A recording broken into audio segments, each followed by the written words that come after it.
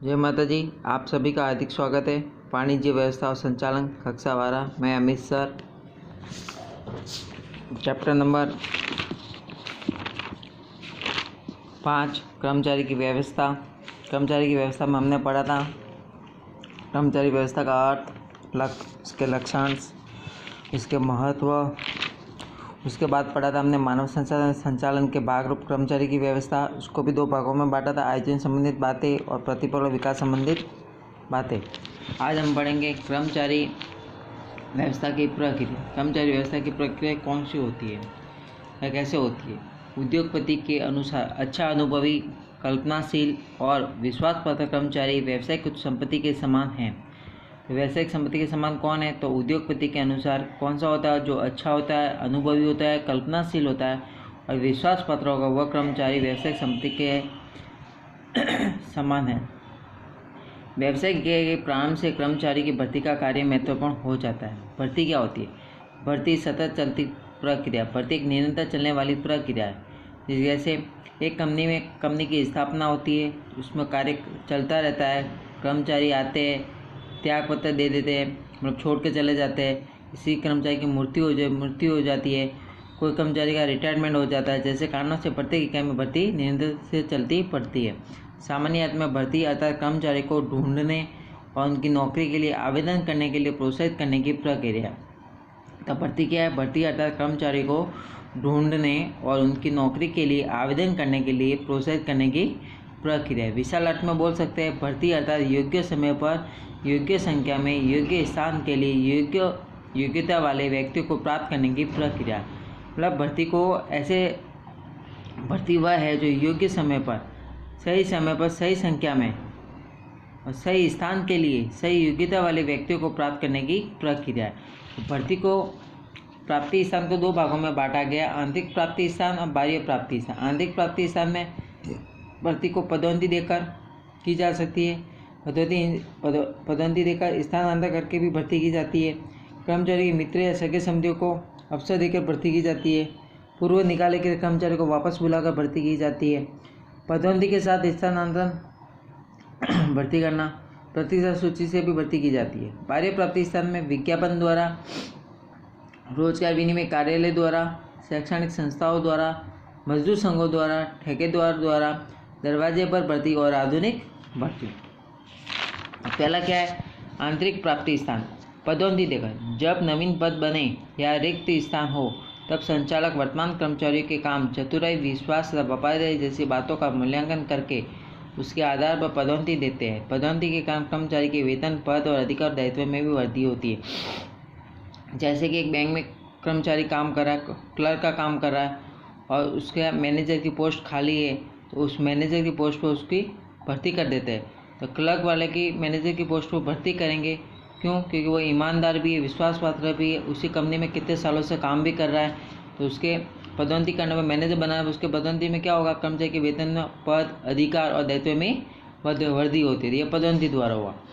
स्थानांतरण, एक विभाग में कर्मचारी की कमी दूसरे विभाग में कर्मचारी अधिक हो तब अधिक कर्मचारी की योग्यता ध्यान में रखकर योग्य स्थान में स्थानांतरण करके कर्मचारी की भर्ती को कमी की दूर कर सकते हैं। स्थानांतरण, जैसे कि एक बैंक HDFC है, दूसरी बैंक SBI का बैंक है। इस HDFC बैंक में कर्मचारी अधिक है और SBI में कर्मचारी कम है, लेकिन जो HDFC का जो अच्छा कर्मचारी, जो ज़्यादा अनुभव वाला, उसको यहाँ से स्थानांतरण करके SBI में भेज देंगे।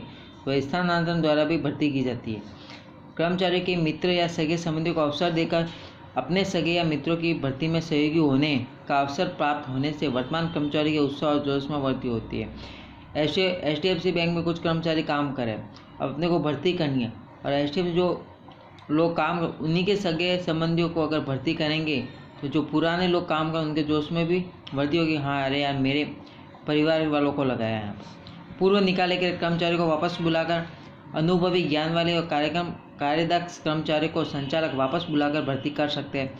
जो कंपनी से बाहर निकाले गए किसी कारणवश, उनको वापस बुलाकर भी भर्ती कर सकते हैं।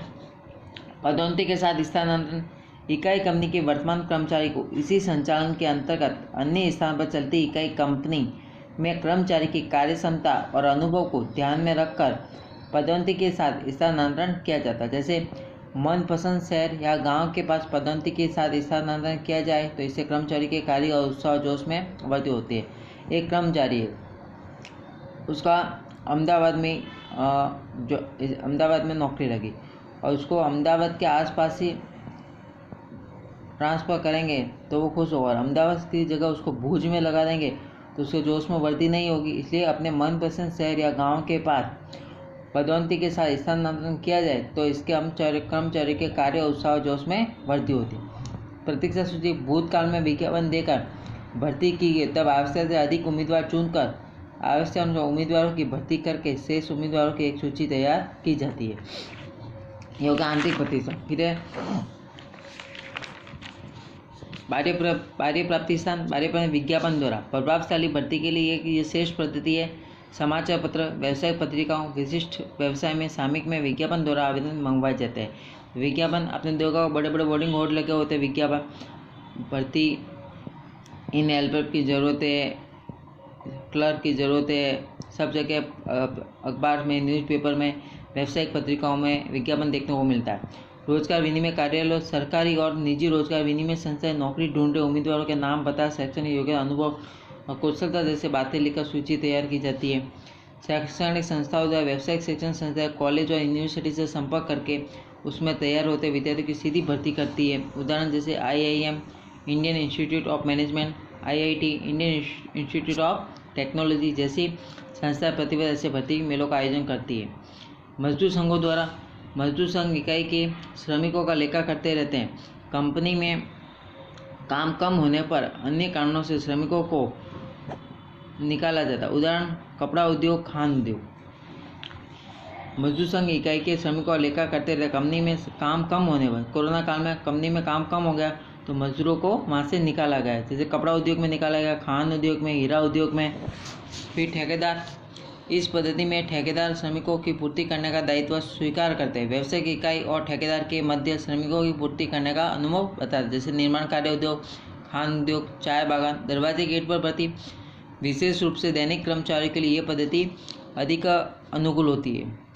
दैनिक कर्मचारियों के लिए पद्धति दरवाजे पर भर्ती, जो डेली काम करने वाले व्यक्ति उनकी भर्ती की जाती है। आधुनिक पद्धति वर्तमान समय में इंटरनेट के उपयोग द्वारा कर्मचारी प्राप्त किए जा सकते हैं। अलग अलग एजेंसी अपनी वेबसाइट पर संभावित उम्मीदवारों की सूची रखते हैं।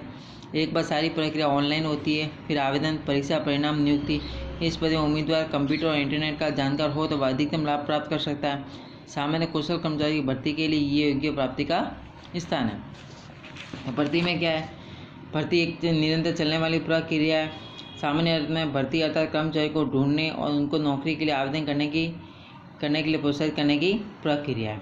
भर्ती के दो प्राप्ति स्थान होते हैं, आंतरिक प्राप्ति स्थान और बाह्य प्राप्ति स्थान।